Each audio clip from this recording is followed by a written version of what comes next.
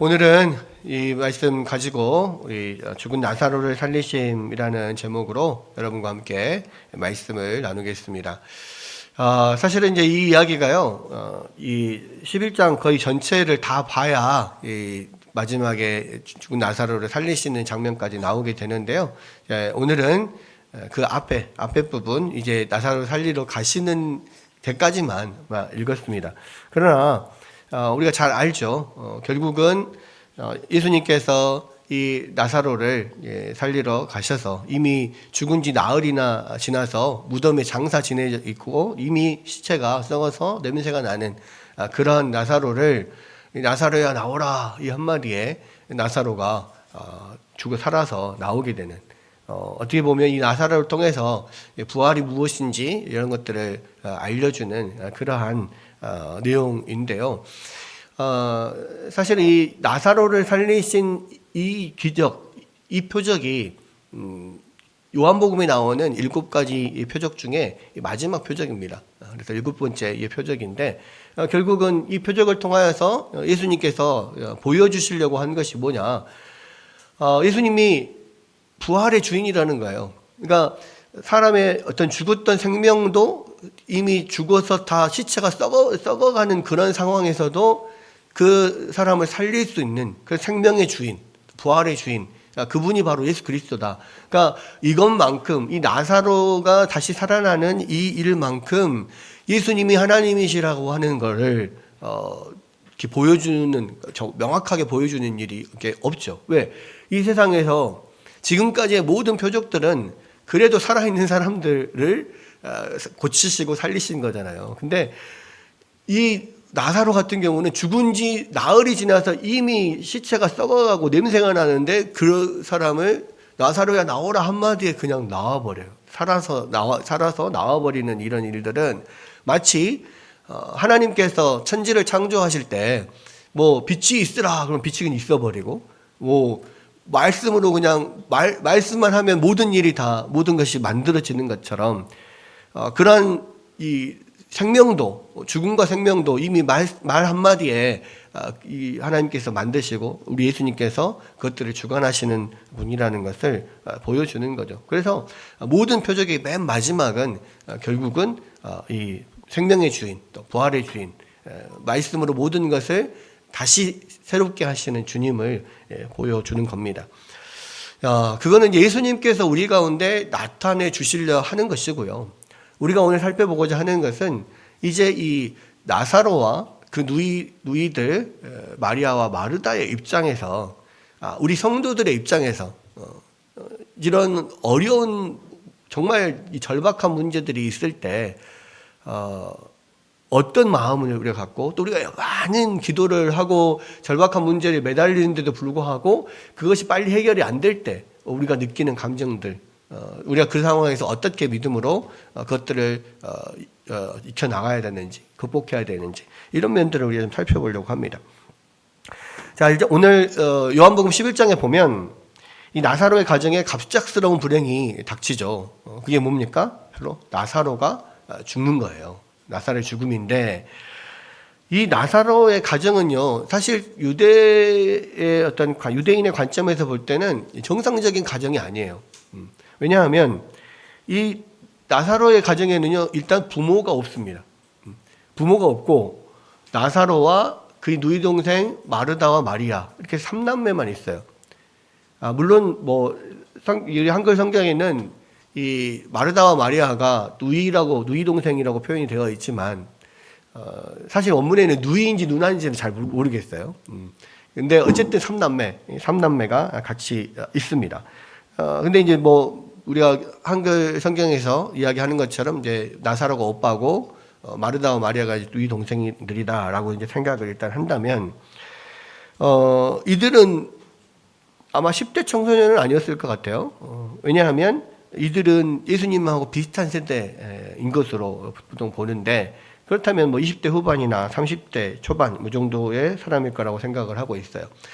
근데 이제 특이한 것은 지금도 사실은 지금은 이제 결혼이 더 늦어지긴 하는데, 옛날에는 거의 20대 후반, 20대 한 중반부터 시작해서 거의 결혼을 했죠. 그러니까 30대면 사실은 노처녀 노총각이었어요. 제가 기억하기에 제 누나가 저보다 이제 2살 많은데요. 누나가 결혼할 때 27이었습니다. 그런데 그때 당시 27은 조금 늦은 편이었어요. 그러니까 그때 28 정도 됐던 누나들한테 제가 청년 때 노처녀라고 시집을 이렇게 늦게 가는지 이렇게 늘 생각을 했었단 말이에요. 근데 어쨌든 이때는 그 유대인들 입장에서는 이 성년식이 지나면 거의 여자들은 결혼을 그때부터 시작을 했었어요. 그러니까 성년식이 여자들 같은 경우는 12세, 또 남자들은 13세 뭐 이런 식으로 돼 있거든요. 만 12세, 13세가 지나면 결혼을 할 수 있는 나이예요. 특히 여자들은 더 빨리 결혼을 했습니다. 근데 지금 20대 후반 30대 정도 됐는데도 불구하고 결혼을 안 하고 마르다와 마리아가 오빠 누이 동생과 함께 지금 살고 있는 거예요. 오빠도 결혼 안 하고 있고. 그러니까 뭔가 사연이 있는 집안이라는 생각을 하게 되죠. 그러나 한편으로는 그렇게 어렵게 살진 않았던 것 같아요. 왜냐하면 우리가 잘 알듯이 이 마리아가 여기서도 소개하잖아요. 이 향유로 예수님의 발을 닦은 그 마리아. 그러니까 2절에 나오죠. 이 마리아는 향유를 주께 붓고 머리털로 주의 발을 닦던 자요. 이렇게 이야기했습니다. 근데 그때 마리아가 향유를 이 예수님의 발에 붓고 머리털로 닦을 때 그 향유가 상당히 비싼 거라고 사람들이 이야기를 했었어요. 우리가 알기로 가룟 유다가 그것에 대해서 그 향유에 대해서 향유를 예수님 발에 붓고 머리로 닦는 것을 보면서 분개하면서 왜 이 아까운 향유를 저렇게 허비하냐. 저거 300데나리온에 팔아가지고 많은 사람들을 도울 수 있었을 텐데 왜 허비하냐 뭐 이렇게 지금 이야기를 했던 걸 기억합니다. 근데 여러분 300데나리온이면 어떻게 생각하냐면 우리가 이 시대의 가치로 환상을 해보면 이게 한 데나리온이 일일 노동자의 하루 품삯이라고 그랬잖아요. 그러면 지금 우리 일일 노무자들의 하루 품삯이 이미 뭐 그냥 일당 잡부들도 20만 원이에요. 상당히 많이 높아졌죠. 근데 이제 만약에 그냥 10만 원만 잡아도 300데나리온이면 3천만 원입니다. 20만 원 잡으면 6천만 원이에요. 그 엄청난 뭐 가치를 가지고 있는 향유잖아요. 근데 그 향유를 이 예수님의 장례를 준비하기 위해서 내지는 예수님이 돌아가실 것들을 기억하면서 그 향유를 부었던 그 마리아. 자, 어쨌든 우리가 생각할 때도 그 되게 아깝네 이런 생각을 하겠죠. 그러나 어쨌든 중요한 것은 뭐냐? 그러한 향유를 갖고 있었다는 것은 뭐냐면 어느 정도 그 집이 그렇게 어렵게 살지는 않았을 거란 말이에요. 그런데 문제는 그 가정에 그래도 어느 정도 여유가 있는 가정이라고 하지만 그 오빠인 유일한 남자인 나사로가 죽는 것은 또 다른 문제인 거예요. 그러니까 이것은 우리가 그냥 우리 지금 한국 상황에서 한 가정에 그냥 오빠가 죽었다. 엄마 아빠도 없는데 오빠가 죽었다. 그러면 남은 두 여동생들은 어떡하냐? 근데 두 여동생들은 그래도 20, 30대 나름대로 성인이니까 그래도 잘 살아갈 수 있겠지 이렇게 생각할 수 있거든요. 근데 유대 사회는 우리하고 완전히 달라요. 왜냐하면 완전히 가부장적인 사회이기 때문에 그런 남자가 있어야만 뭐 아버지나 오빠나 어쨌든 남자가 있어야만 그 가정의 법적인 어떤 대표가 되고 법적인 어떤 행동을 할 수가 있어요. 여자들은 법률상의 어떤 대표가 될 수가 없고 법률상에서 어떠한 행위들을 아무것도 할 수가 없습니다. 그리고 실제로 일을 할 수도 없어요. 그래서 유대에서는 가장 불쌍한 사람들이 누구냐라고 했을 때 고아와 과부들이라 이렇게 이야기를 하죠. 근데 나사로가 죽어버렸어요. 그 가정에 유일한 남자인 나사로가 죽었어. 그러면 마르다와 마리아는 졸지에 고아이자 과부가 돼버린 거야. 왜? 결혼을 아직 안 했으니까. 부모가 없죠. 그 법적인 대표가 될 수 있고 모든 법률적인 행위를 할 수 있는 오빠 자체가 없어져 버렸어요. 그러면은 마르다와 마리아 입장에서는 아무것도 할 수가 없어요.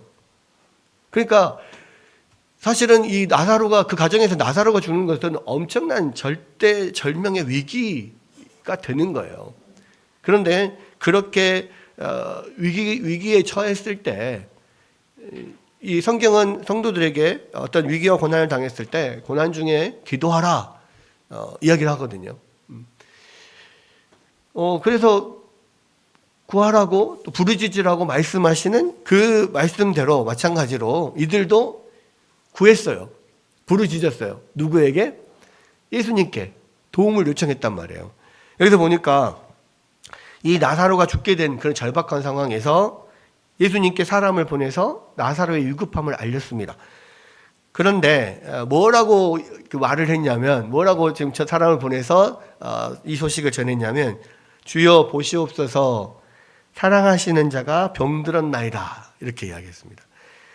그러니까 우리가 생각할 때는 주님, 나사로가 지금 병들어 죽어갑니다. 빨리 와주세요. 지금 급합니다. 곧 목숨이 곧 끊어질 것 같아요. 빨리 좀 와주세요. 이렇게 전가를 보냈을 것 같은데, 마르다와 마리아는 단지 그냥 사랑하시는 자가 병들었나이다, 이렇게만 알렸습니다. 왜 그랬을까? 이렇게 보면은 뭐 그렇게 다급해 보이지가 않잖아요. 근데 왜 그랬을까? 두 가지 이유가 있었을 거예요. 하나는 오늘 본문에 이제 바로 앞장인 요한복음 10장 뒷부분에 가면 예수님께서 이 예루살렘 성전에서 유대인들과 계속해서 논쟁하면서 뭐 지금까지 계속 말씀해 온 것 중에 하나가 뭡니까? 자기가 하나님이라는 거예요. 근데 여기서 그 요한복음 10장 뒷부분에서 유대인들이 계속 이야기해요. 왜 당신이 우리를 헷갈리게 합니까? 당신이 그리스도면은 솔직히 말하십시오. 막 이렇게 막 이야기를 해요. 근데 지금 계속 우리가 살펴봤지만 요한복음에 사건들이 나오고 그 다음에 계속 논쟁할 때 계속 예수님께서 바로 내가 그 그리스도다. 내가 바로 그 선지자다. 내가 바로 아버지와 하나다. 나는 하나님이다. 계속 말씀했거든요. 근데도 불구하고 유대인들은 계속해서 다그쳐요. 당신이 그리스도이면 빨리 시인하십시오. 그리스도로 하십시오. 왜 자꾸 헷갈리게 합니까? 이렇게 자꾸 이야기한다고요. 지금까지 계속 그렇게 말을 했는데 유대인들은 아니 그리스도는 말하라고 그러는 거예요. 아니 지금까지 말해왔지 않냐. 이때도 마찬가지로 이야기합니다. 아버지와 나는 하나다. 그러니까 이 사람들이 또 붕괴해가지고 돌을 들어서 예수님을 죽이려고 해요. 그러니까 이제 또 예수님이 그 사람들을 또 피해가지고 이 예루살렘에 나와서 어디로 가냐면 처음에 예수님이 세례 받으시던 곳, 유대 광야를 지나서 그 요단강 근처에 예수님이 세례 받으셨던 그곳이 있거든요. 그곳으로 사실은 지금 피신해 간 거예요. 그곳에 지금 머물러 있었습니다. 그렇기 때문에 지금 그러한 상황에서 이 마르다와 마리아, 나사로가 살고 있는 곳은 어디냐면 베다니거든요. 베다니가 어디냐면 예루살렘 바로 이 건너편에 감람산이 있습니다. 감람산이, 그 감람나무가 올리브 나무가 많은 산이어서 그것을 올리브산 또는 감람산 이렇게 이야기를 하거든요. 이 감람산에서 예수님이 이제 나중에 승천하시고 하잖아요. 근데 그 감람산을 조금 지나서 조금만 더 들어가면 거기에 베다니가 있어요. 그래서 이 베다니에 있는 이 마르다와 마리아, 라사로의 이 집은 예수님이 유대 사역을 하실 때, 그러니까 원래는 예수님이 갈릴리에 계셨잖아요. 그러다가 이제 명절이나 이럴 때를 맞이해서 유대로 내려오셔서 예루살렘에 들어와서 이제 뭐 설교도 하시고 병자들을 고치고 그런 사역들을 할 때 낮에는 그렇게 이 사역을 하시고 밤에는 이제 쉴 때가 있어야 되는데 예루살렘 내에는 쉴 데가 없어요. 그러니까 그럴 때 이 마르다와 마리아, 나사로 이 3남매가 예수님을 베다니로 초청을 해서 항상 거의 베다니에서 거기 쉬시다가 날이 밝으면 또 다시 예루살렘으로 들어오시고 이렇게 하셨단 말이에요. 그러니까 베다니는 예루살렘에서 걸어 왔다 갔다 할 만한 그러한 거리에 있어요. 가까워. 예루살렘에서 가까운 곳이란 말이에요. 그런데 이런 상황에서 지금 베다니로 이 예수님을 초청을 하는 것은 굉장히 위험하죠. 왜냐하면 지금 계속 그 예루살렘에서 사역하시면서 유대인들과 계속 부딪혔거든요. 그리고 예수님이 나와 아버지는 하나다 이렇게 이야기하니까 지금 돌로 쳐서 죽이려고 하는 것을 지금 피해서 지금 이 요단강 쪽으로 피신을 해간 상황인데, 예수님을 나사로가 지금 위급한 상황이니까 오시라고 한다면, 예수님이 베다니로 들어오면 그 노리고 있는 유대인들이 예수님을 죽이려고 이렇게 한참 이제 노리고 있는 그런 상황에서 굉장히 위험해질 수 있단 말이에요. 그렇기 때문에 이렇게 막 다급하게 빨리 오라고 막 그렇게 하기가 어려운 거죠. 그러니까 그냥 예수님, 당신이 사랑하시는 자가 병들었습니다, 이렇게만 지금 이야기를 한 겁니다. 또 하나는 아마도 마리아와 마리다 자매는 예수님은 멀리서도 말씀만으로도 이런 병자들을 고치셨던 것을 알고 있었단 말이에요. 이런 백부장의 하인을 멀리서 말씀만으로도 고친 그런 상황들을 알고 있었기 때문에 나사로가 병들었다는 그 사실을 들으면 베다니로 오실 필요도 없이 거기서 그냥 말씀만으로도 낫게 하실 수 있을 거라는 아마 생각이 있었을 거예요. 그래서 조금 더 완곡하게 이런 표현을 하고 예수님께 막 급박하게 빨리 와달라 이렇게 하지를 않았단 말이에요. 그러나 어쨌거나 마르다와 마리아 생각에는 예수님이 나사로가 병들어 죽어간다라는 소식을 들으시면 어떤 방식으로든지 즉각적으로 반응을 하실 거다 이렇게 생각을 했단 말이에요. 그런데 예수님의 반응이 굉장히 의외입니다. 전혀 다른 반응을 보이시죠. 뭐라고 합니까? 이 4절에 보면 예수께서 들으시고 이르시되 이 병은 죽을 병이 아니라 하나님의 영광을 위하며 하나님의 아들이 이로 말미암아 영광을 받게 하려 하심이라 하시더라. 그리고 나서 6절에 나사로가 병들었다함을 들으시고 그 계시던 곳에서 이틀을 더 유하시고 그랬어요. 여러분, 병들었다는 소식을 듣고 즉시 오시거나 아니면 그곳에서 무언가 나사로를 위한 어떤 일을 하실 거라고 생각을 했는데, 그냥 이 일은 하나님의 영광을 위한 거다 이렇게 하고 아무 일도 하지 않고 오시지도 않고 그곳에서 뭔가를 하지도 않고 이틀을 그냥 그곳에서 시간을 보내는 거예요. 나사로는 지금 거의 생명이 이렇게 꼴깍꼴깍 넘어가는 그런 상황인데, 이때 나사로의 가정의 반응은 어땠을까 하는 겁니다. 어땠을까요? 어떤 마음이 들었을까요? 가장 먼저는 배신감이 들었겠죠. 가장 먼저는. 왜? 5절에서도 보면 예수께서 본래 마르다와 동생과 나사로를 사랑하시더니 그랬거든요. 그러니까 예수님은 나사로의 가족들을 굉장히 사랑하시고 그 가족과 보통 사이가 아니었다는 것을 알 수가 있습니다.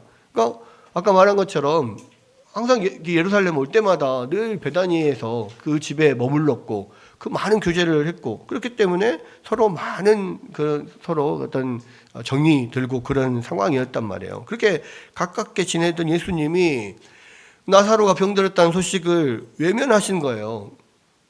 아무것도 안 하고 그냥 이틀 동안을. 그러면 그렇게 나사로의 어떤 소식을 듣고 외면한 것 같은 그런 생각을 가졌을 때 이 누이 동생인 마르다와 마리아는 그 소식을 듣고 얼마나 마음에 어떤 상처와 배신감이 들겠어요. 그러니까 정말 예수님이 우리를 사랑하시나, 사랑한다면 정말 이럴 수가 있는가, 이런 마음이 들었을 거란 말이에요.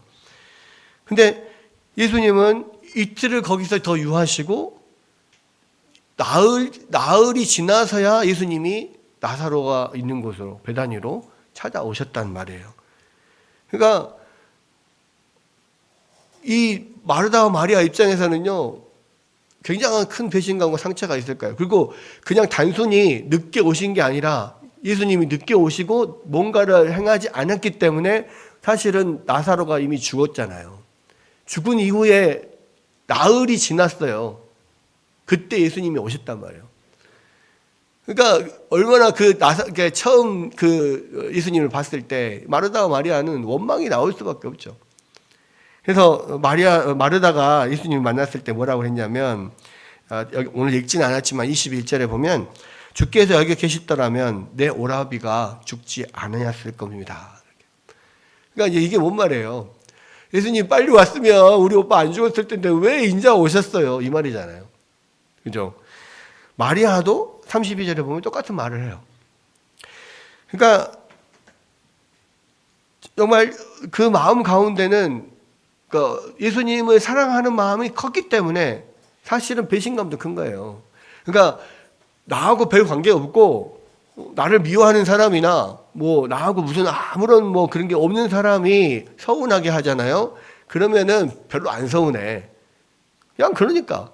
근데 정말 나를 사랑하는 사람이, 특히 가족들이 나를 사랑하는 사람이 또 나의 뭐 애인이 사랑하는 연인 관계에서 서운하게 하잖아요. 엄청 서운해. 그러니까 사랑하는 만큼 더 서운한 거야. 더 배신감이 들어. 이 마르다와 마리아 입장에서도 그럴 수 있다는 거예요.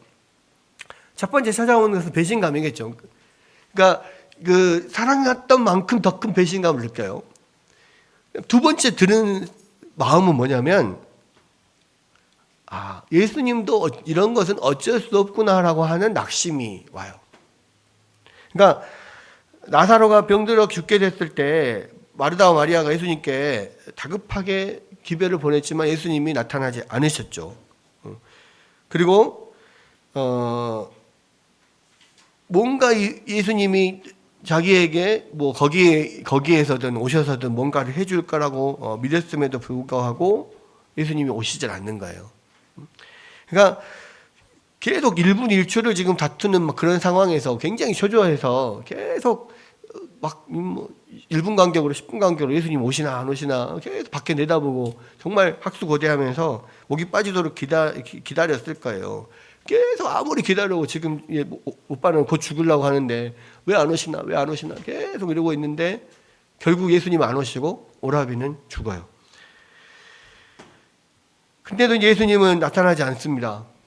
근데 오라비가 죽고 장례식까지 치렀어요. 장례식 치는데도 예수님이 나타나지 않아요. 이미 무덤에 들어갔어요.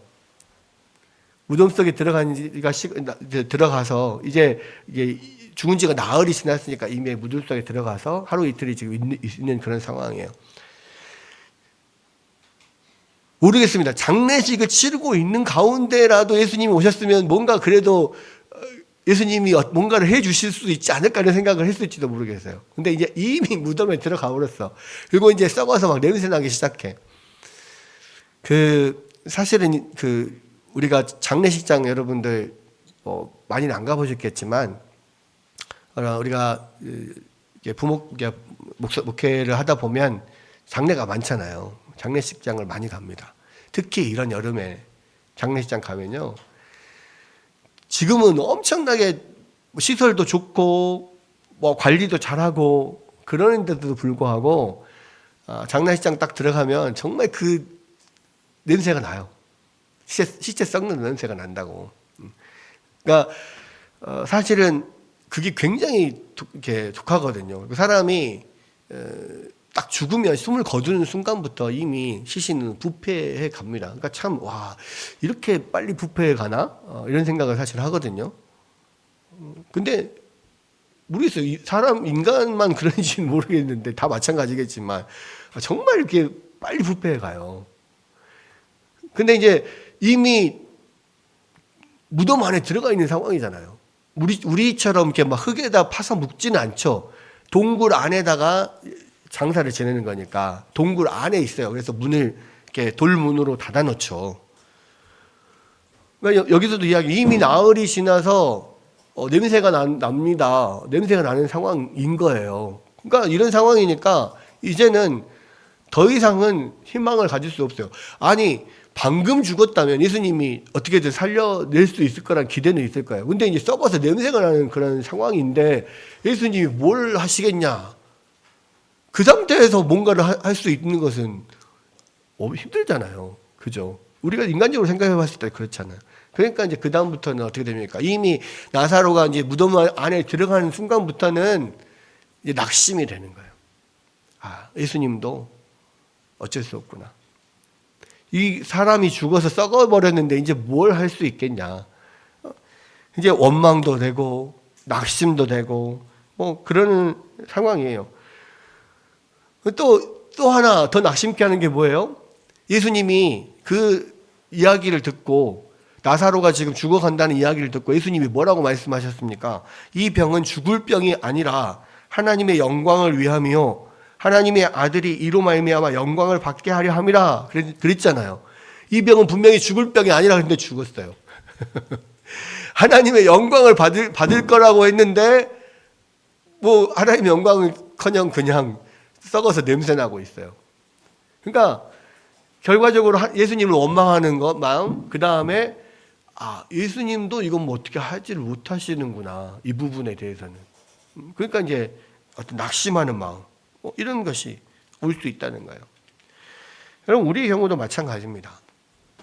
우리가 어떤 고난 가운데 있을 때 이 문제를 놓고 정말 어려운 문제를 놓고 1년, 2년 계속 기도를 했어요. 그런데 그 문제가 해결되지가 않아요. 이때 느끼는 감정이 바로 낙심이죠. 이것은 하나님도 어쩔 수 없는구나. 이거는 도저히 어떤 해결할 수 없는 문제다. 낙심되게 돼버리는 겁니다.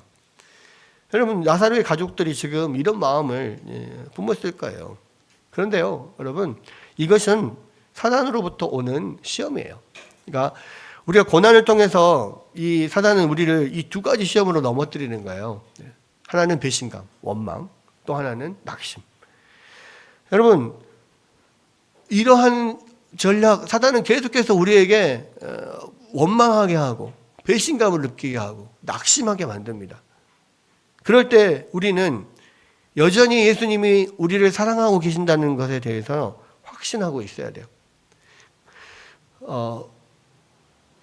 어떤 상황이든지 내가 기대했던 대로 되지 않는 많은 그런 상황들이 있을 수 있어요. 그러나 내 기대대로 되지 않았다고 해서 예수님이 우리를 사랑하지 않으시는 거 아니에요. 분명한 것은 하나님은 분명히 선하신 뜻 안에서 우리에게 일어나는 모든 일들에 하나님께서 직접 간섭하시고 섭리하고 계신다는 것을 우리가 믿어야 돼요. 많은 경우에 하나님의 섭리는, 하나님의 일은 우리의 생각과 다릅니다. 나의 생각은, 나와 너의 생각은 저기 하늘과 땅이 높음과 그 차이가 나는 만큼 차이가 난다라고. 땅에서 하늘이 높은 것처럼 너의 생각과 나의 생각은 다르다. 하나님께서 그렇게 말씀하셨잖아요. 우리는 하나님의 생각을 도저히 알 수가 없어요. 아니, 이 바가지만한 머리를 가진 우리 인간이 이 온 우주를 창조하신 하나님의 뜻을, 그 생각을 어찌 알 수가 있습니까? 알 수가 없어요. 다 이해할 수 없어요. 이해하려고 할 수도 없고 해도 안 돼요. 그게 우리 인간이잖아요. 그런데 한 가지 우리가 알 수 있는 것은 있습니다. 우리가 하나님의 뜻을 이해할 수 없지만 한 가지 하나님께서 우리 가운데 계속해서 말씀하시는 건 뭡니까? 내가 너희를 사랑한다. 나는 선하다. 내가 너희에게 행하는 모든 일들을 내가 선하고 너희를 사랑하는데 내가 너희에게 악한 일을 하겠느냐. 하나님께서 계속해서 말씀하고 계세요. 예수님께서 그 이야기를 하잖아요. 하나님이 우리 아버지시다. 아니, 악한 자들도 아들에게는 좋은 것을 줄 줄 알거든. 하물며 하늘에 계신 너희 아버지가 너희에게 좋은 것들을 주지 않겠느냐. 예수님께서 분명히 그렇게 말씀하셨잖아요. 우리는 이해할 수 없습니다. 그러나 분명한 우리에게 닥치는 모든 고난과 어려움과 시험과 이런 모든 곳에는 하나님의 선하신 뜻이 있다는 거예요. 그것이 모두가 나에게 다 유리하고 나에게 이익인 것만이 있는 것은 아닙니다. 왜냐하면 하나님은 나만의 하나님이 아니고 우리 모두의 하나님이고 이 세상의 하나님이시니까 하나님의 선하신 일들을 위하여서 나에게 어떤 어려운 일과 또 그런 시련들이 닥치기도 해요. 그러나 분명한 것은 하나님의 뜻은 선하시다는 거예요. 그리고 우리가 낙심하지 않고 또 하나님의 선하심을 믿고 우리가 주님의 뜻을 붙들고 있으면 분명히 하나님이 언젠가는 이게 왜 우리에게 이러한 고난과 어려움이 닥쳤는지를 깨닫게 해주십니다. 그래서 그랬구나. 나중에서야 비로소 알게 돼요. 그러나 분명한 것은 하나님의 선하신 뜻이 분명히 있어요. 우리가 그걸 알지 못할 뿐입니다. 그래서 그 가운데서 분명히 하나님의 선하신 뜻 안에서 우리에게 어려움과 시험이 닥치고 그런 일들이 재앙들이 닥치지만 그 가운데서 우리는 그것들을 믿음으로 하나님의 선하심과 하나님이 우리를 사랑하심을 믿고 의지하면서 그 안에서 믿음으로 우리가 나아갈 필요가 있는 거예요. 사단은 이 상황에서 배신감과 낙심을 통해서 자꾸 넘어뜨리려고 해요. 우리는 넘어지지 않고 계속 주님을 붙들고 우리의 믿음을 지켜가는 것, 이것이 하나님께서 우리 가운데 바라시는 것이고 우리가 그곳에서 승리하는 길인 거예요. 그래서 이런 배신감, 낙심 이런 것들을 우리가 이것은 분명히 사단이 주는 마음이라는 것을 우리가 기억해야 되고요. 그러면 왜 예수님이 나사로가 병들었다라고 와달라고 하는 전가를 받고도 즉시 가시지 않고 이틀을 지체하셨는가? 몇 가지 이유가 있습니다. 첫 번째는요, 예수님 말씀대로 더 큰 하나님의 영광을 드러내시기 위함이죠. 그러니까 나사로는 예수님이 제때에만 가셨더라도 죽지 않았을 거예요. 그건 분명한 사실입니다. 그런데 만약에 그랬다면 일반적으로 지금까지 예수님께서 하셨던 것처럼 그냥 일반적인 병고침 사건 정도로 끝났을 거예요. 근데 예수님이 이틀을 지체하셨습니다. 그래서 나사로가 죽었고 그것을 통해서 무엇이 드러났어요? 바로 예수님은 죽은 자도 능히 살리시는 권능자라고 하는 것을, 이 부활의 주인, 생명의 주인이신 하나님이시라는 것을 지금 드러내고 있는 거예요. 여러분, 예수님의 말씀대로 이 사건을 통해서 하나님이 영광을 받으시고 하나님의 아들의 영광이 세상에 드러나게 된 것입니다. 이건 아주 중요합니다. 그러니까 왜 우리의 삶에 이런 여러 어려움들이 있는가? 왜 아무리 기도해도 해결되지 않는 문제들이 남아있는가? 왜 우리의 기도의 응답이 그토록 지체되는가? 그것은 그로 인해서 더 큰 하나님의 영광을 나타내시려는 거예요. 그래서 하나님께 크게 쓰임받은 사람들이나 또 역사에 어떤 큰 발자취를 남긴 그런 교회들을 보면 대부분 엄청난 어떤 시험이 있었던 것을 알 수가 있어요. 왜 그렇습니까?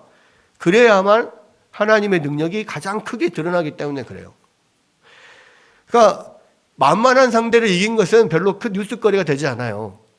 어린 소년 다윗이 그 거인 골리앗을 죽였기 때문에 뉴스가 되는 거죠.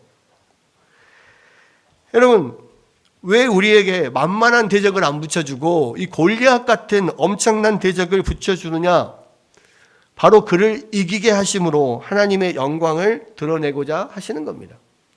그래서 우리 삶 가운데 여러 가지 어려움이 있을 때 그것은 우리를 넘어뜨리려고 하나님께서 허락하신 것이 아니라는 거예요. 거기에는 영적으로 더 큰 승리를 주시기 위한 하나님의 뜻이 숨겨져 있어요. 그래서 우리 삶에 어려움이 찾아올 때마다 성경에서 뭐라고 합니까? 감사하라고 그래요. 왜 감사해야 됩니까? 하나님이 얼마나 더 큰 영광을 주시려고 이런 일을 허락하시는가. 그것을 기대하면서 오히려 감사하라는 거예요. 여러분, 분명한 것은요, 우리 하나님은 감당할 수 없는 시험은 주시지 않는다 그랬어요. 우리에게는 골리앗 같은 그런 엄청난 시험이지만 하나님이 감당할 수 있기 때문에 다윗에게 붙여주신 거예요. 우리가 눈으로 봤을 때는 이 소년 다윗과 거인 골리앗은 엄청난 차이가 나잖아요. 그런데 하나님은 감당할 수 없는 시험은 주시지 않아요. 아무리 크고 어렵고 내가 정말 이거는 눌려 죽게 생긴 그러한 시험처럼 느껴지지만 하나님이 우리 가운데 허락하셨다면 그것은 감당할 수 있기 때문에 허락하신 거예요. 그리고 정말 그것이 너무 어렵게 느껴지잖아요. 그것은 하나님이 더 큰 영광을 나타내시려고 우리에게 주신 거라는 거예요. 그래서 우리가 이것을 기억해야 됩니다. 우리가 그래서 우리의 인생의 시련과 고난이 찾아올 때 정말 끝나지 않을 것 같은 그런 고통의 터널을 지나는 것 같을 때 여러분 이 말씀을 기억하십시오. 이는 너희로 믿게 하려 함이다 라고 한 거예요.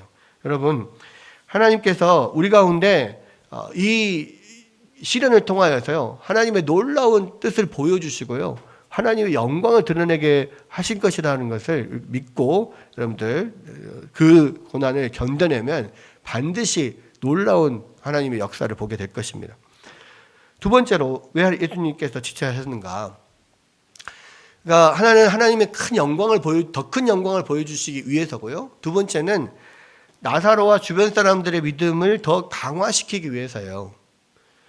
그러니까 14, 15절에 보면 이에 예수께서 밝히 이르시되 나사로가 죽었느니라 내가 거기 있지 아니한 것을 너희를 위해 기뻐하노니 이는 너희로 믿게 하려 함이라 그러나 그에게로 가자 그랬어요. 그러니까 그것 자체로서 하나님께 하나님이 큰 영광을 받으실 뿐만 아니라 이 사건을 통해서 주변 사람들의 믿음이 강화가 된단 말이에요. 여러분 주님이 이틀을 지체하시면서 늦게 가셔서 죽은 자를 다시 살림으로써 먼저 나사로의 믿음이 굳건해집니다. 나사로가 살아난 다음에는요 죽기 전에 하고 완전히 달라요. 왜? 나사로는 이미 한 번 죽었다가 살아났잖아요. 여러분 정말 죽을 뻔했다가 살아난 사람도 그 삶이 달라져요. 근데 진짜 완전히 죽었어. 근데 다시 살아났어. 예수님의 능력으로. 그러면 예수님에 대한 믿음이요 이전과 이후는 완전히 달라요. 그러니까 우리가 실제로 예수님의 능력을 하나님의 능력을 체험한 이후와 이전은 완전히 다르게 됩니다. 그러니까 우리는 그냥 항상 말씀을 통해서만 또 성경을 통해서만 그냥 그렇게 듣고만 있기 때문에 그냥 그런가 보다 생각하는데 실제로 우리 삶에서 이게 하나님의 능력이구나. 정말 하나님 나를 사랑하시구나. 하나님이 이렇게 역사하셨구나. 이러한 경험들이 계속되면 또 정말 이렇게 죽을 뻔했다가 살아난 경험들이 있다면요. 완전히 달라지거든요. 나사로뿐만 아닙니다. 마르다와 마리아도 마찬가지잖아요. 나사로가 죽으면 이제는 이 가정은 완전히 무너지는 거예요. 그 상황에서 나사로가 정말 예수님의 놀라운 기적으로 살아난 것을 보면 이제는 그 믿음이 달라져요. 그리고 우리가 여기까지 떨어졌는데 불구하고 하나님이 나를 살리셨다면 이 다음에는 어떤 시험이 와도요 흔들리지 않습니다. 그게 이제 이 사건을 통해서 나사로와 주변 사람들이 굳건해진 거고요. 또 이것을 보는 제자들은 그 옆에서 그걸 목격했잖아요. 이틀이나 더 유하시고 이 죽은 지 나흘이 지난 나사로가 무덤에서 나오는 것을 직접 본 사람들이잖아요. 제자들의 믿음도 이 사건을 통해서 더 굳건해지는 겁니다. 여러분 이것이 하나님이 일하시는 방법이에요. 그러니까 하나님이 어떤 일을요 그렇게 쉽게 허락하지 않아요. 이게 한 번에 되지 않아요. 뭔가 어렵게 계속해서 나중에 얻게 되는 이유는 뭐냐면 우리를 그렇게 더 굳건하게 강하게 만들기 위해서라는 겁니다. 여러분 그래서 우리를 믿음이 강한 자로 만들기 위해서 쉽게 허락하지 않고 자꾸 기다리게 하시는 거예요. 여러분 참 믿음이라는 게 뭡니까? 그러니까 응답이 없을수록 더 잘 믿는 것이 더 참 믿음이고 더 큰 믿음이에요. 아브라함을 보십시오. 아브라함을 로마서에 뭐라고 이야기합니까? 로마서 4장 18절에서 22절에 보면 아브라함이 바랄 수 없는 중에 바라고 믿었으니 이는 내 후손이 이같으리라 하신 말씀대로 많은 민족의 조상이 되게 하려 함이라. 그가 100세나 되어 자기 몸이 죽은 것 같고 사라의 태가 죽은 것 같음을 알고도 믿음이 약하여지지 않았고 믿음이 없어 하나님의 약속을 의심하지 않고 믿음으로 견고하여져서 하나님께 영광을 돌리며 약속하신 그것을 또한 능히 이루실 줄 확신하였으니 그러므로 그것이 그에게 의로 여겨졌느니라. 그러니까 아브라함이 바랄 수 없는 중에 바라고 믿었으므로 그것이 그에게 의로 여겨졌다라고 이야기합니다. 그러니까 아브라함이 왜 믿음의 조상이 되고 아브라함의 믿음이 정말 그런 강한 믿음이라고 우리가 확 이렇게 아냐면 바랄 수 없는 중에 바라고 믿었기 때문에 그런 거예요. 그러니까 응답이 없을수록 더 잘 믿은 것이 더 큰 믿음인 거예요. 여러분 성경에 나오는 위대한 믿음의 조상들 또 믿음 때문에 많은 축복을 받았던 위대한 선배들 보십시오. 그들을 통해서 배울 수 있는 게 뭡니까? 진짜 믿음이라는 것은 하나님이 응답하지 않으실 때 더 잘 믿는 거라는 거예요. 응답이 없어요. 지금 75세에 부르심을 받고 네 자손들이 민족을 이룰 거라고 약속을 받았는데 25년이 지난 100세까지 아들 한 명이 없어요. 25년이 지나서야 나중에 하나님께서 아들 한 명을 딱 주셔요. 그리고 그 아들 한 명 주신 것이 앞으로 이 아들을 통해서 큰 민족을 이룰 것에 대한 증거로 믿어요. 그러니까 그 믿음이 사실은 25년 동안은 약속이 안 이루어졌는데 끝까지 그 믿음을 붙들고 있다는 것이 사실 보통 일이 아니잖아요. 그죠? 25년이 뭡니까? 2년도 우리는 못 견디는데 1년도 못 견디는데 그러니까 아브라함이 그런 큰 믿음을 가진 위대한 믿음의 조상이라고 말할 수 있는 것은 바랄 수 없는 중에 바라고 믿었기 때문에 그래요. 응답이 없는데도 불구하고 계속해서 더 믿음을 가졌기 때문에 그렇습니다. 여러분, 그래서 우리가 계속해서 많은 시련들이 있는데 그것이 아무리 기도해도 우리가 이루어지지 않을 그때에 우리가 사단의 그런 시험대로 넘어지고 낙심하지 말고 이것은 이 고통의 터널을 오랜 고통의 터널을 지나면 하나님께서 반드시 우리에게 승리를 주실 것이다. 그러한 믿음을 가질 수 있어야 된다는 거예요. 그것이 참 믿음이고 결국 이걸 통하여서 예수님이 우리를 믿게 하시기 위함이라는 것을 우리가 기억해야 됩니다. 마지막으로요. 한 가지 더 살펴볼 것은 이 사건이 하나님께 영광이 됐죠. 주변 사람들도 믿음을 강화시켰죠. 그리고 이 사건이요. 많은 믿지 않은 사람들을 믿게 하는 그런 믿음의 어떤 불씨가 되었어요. 믿음의 불길이 퍼지게 되는 계기가 된 사건이었어요. 이 나중에 45절에 보면 뭐라고 하냐면 마리아에게 와서 예수께서 하신 일을 본 많은 유대인들이 그를 믿었다. 그렇게 이야기합니다. 그러니까 이 사건 하나가요. 하나님께 영광을 올리게 됐죠. 주변 사람이 더 믿음이 강화됐죠. 믿는 사람들은 더 믿음이 강화됐죠. 그리고 안 믿는 사람들이 이 일 때문에 많이 예수님을 믿게 됐단 말이에요. 여러분, 우리가 여기서 생각해야 될 게 뭐냐면 이 성도가 받는 고난은요. 개인적인 차원의 문제로 끝나는 게 아니라는 겁니다. 그러니까 하나님께서 우리를 들어 쓰시면 우리의 고난을 통해서도 주변 사람들에게 많은 영향력을 미칠 수 있고 주변 사람들을 많이 살릴 수 있는 그러한 어떤 사건으로 쓰임받을 수 있다는 거예요. 그러니까 이 나사로는 자기의 죽을 병까지도 하나님의 영광을 위해 쓰임받는 놀라운 은혜를 받았습니다. 어느 때는요, 하나님이 나 하나를 무너뜨림으로 주변에 있는 많은 사람들에게 믿음의 불길이 퍼지게 하시는 거예요. 나사로 하나가 죽은 것 때문에, 나사로 하나 죽었다가 살아난 것 때문에 믿음의 불길이 퍼집니다. 참 희한한 것은요, 우리는 세상에서 우리가 잘 되고 성공하면 다른 사람들에게 나로 인하여서 다른 사람들이 예수님을 믿을 거라고 생각을 해요. 근데 성도들이 잘 된 것 때문에 다른 사람들이 예수님을 믿는 경우가 성도들이 고난을 당하고 어려움을 청했을 때 다른 사람들이 더 예수님을 믿게 되는 경우보다 적어요. 그러니까 성도가 고난을 받아서 예수님이 더 전파되는 경우가 훨씬 많단 말이에요. 희한하죠? 어떨 때는 성도들이 잘 되면 사람들이 더 예수님 믿을 것 같은데 그게 아니라 성도가 고난받을 때 사람들이 더 예수님 믿어요. 여러분 초대교회에 또 생각을 해보세요. 초대교회에 많은 사람들이 더 예수를 믿게 된 게 뭐예요? 핍박 가운데서 고난 가운데서 더 많은 사람들이 예수를 믿게 됩니다. 왜 그랬을까요?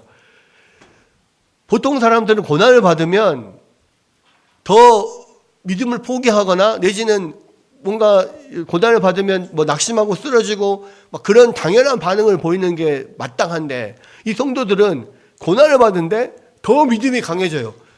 죽기까지 예수님을 포기하지 않아요. 그런 것들을 보면서 도대체 저거는 뭘까? 예수를 믿는다는 건 뭘까? 이런 궁금함을 가지고 더 찾아오고 물어보고 예수님에 대해서 너희가 믿는 예수는 도대체 뭐냐? 이렇게 물어보거든요. 우리도 마찬가지입니다. 여러분들이 세상에서 잘 되어서 예수를 다른 사람들이 믿는 경우 많지 않아요. 근데요, 많은 경우 어떨 때 예수님을 여러분 통해서 믿게 되냐면요. 여러분들에게 고난이 닥쳤는데 여러분이 믿음으로 그것을 견뎌내고 고난 중에도 여러분들이 감사하고 어려움을 당했는데도 불구하고 여러분들이 감사하고 그것들을 고난 이겨낼 때 계속해서 하나님 앞에 기도하고 간구하고 하나님 앞에 매달리는 모습들을 포기하지 않고 주님을 바라보는 그 모습들을 볼 때 사람들이 여러분들 통해서 도대체 예수님은 어떤 분일까? 예수 믿는다는 게 도대체 뭘까? 이렇게 궁금증을 가지고 찾아온단 말이에요. 많은 경우가 그렇습니다. 여러분, 이 나사로도 마찬가지예요. 나사로의 사건을 구구절절 아는 사람들은요, 결국 이 나사로 때문에 많은 사람들이 믿음을 갖게 됐단 말이에요. 우리는 항상 그 마음을 가져요. 우리가 세상에서 복음을 증거하고 세상에 비해서 빛이 되고 소금이 되고 우리를 통하여서 많은 사람들이 예수님을 알기를 우리 안에 그런 소망들이 있어요. 그런데 여러분을 통해서요, 다른 세상 사람들이 예수님 알려면 여러분이 고난 중에 어떻게 믿음의 모습을 보이느냐에 따라서 그것이 달라지는 거예요. 여러분의 고난에 임하는 고난 가운데 여러분들이 하는 모든 행동에 따라서 세상 사람들이 보는 눈이 달라지는 거예요. 여러분, 왜 이 시대에 기독교인들이 욕을 먹는지 아십니까? 고난 중에 행하는 일들, 어려움을 당했을 때 행하는 일들이 안 믿는 사람들이랑 별 차이가 없기 때문에 그러는 거예요. 만약에 우리가 고난 중에 어려움 중에 정말 하나님만 바라보고 하나님 말씀대로 살기를 또 열심히 행하고 말씀대로 살려고 노력하는 모습들이 보이잖아요. 사람들은 그것을 통해서 하나님께 영광을 돌리게 될 것입니다. 여러분, 오늘 이 나사로의 죽음을 통한 이 나사로 가정의 어려움들, 그 가운데서 우리가 예수님께서 무엇을 나타내려 하셨는가, 우리가 이것들을 살펴보면서 우리에게 닥치는 이 시험이 단순히 우리를 넘어뜨리게 하는 것이 아니고 하나님께 영광을 돌리는 것이고 또 그 안에서 우리와 다른 사람들을 믿는 사람들의 믿음을 더 강화하고 더 나아가서는 안 믿는 사람들까지 하나님께로 돌아오게 하는 좋은 계기가 되는 그런 사건들이 될 수 있다는 것을 여러분 믿으시고요. 여러분 고난과 어려움이 오잖아요. 오히려 감사하십시오. 이것은 기회다. 이것은 하나님께 영광을 돌릴 기회고 이것은 나를 통하여서 복음이 전달될 기회다. 나의 믿음이 강하여질 기회다. 그러한 기회임을 우리가 믿고 감사하며 더욱더 믿음으로 나가신 여러분 되시기를 주의 이름으로 축원합니다.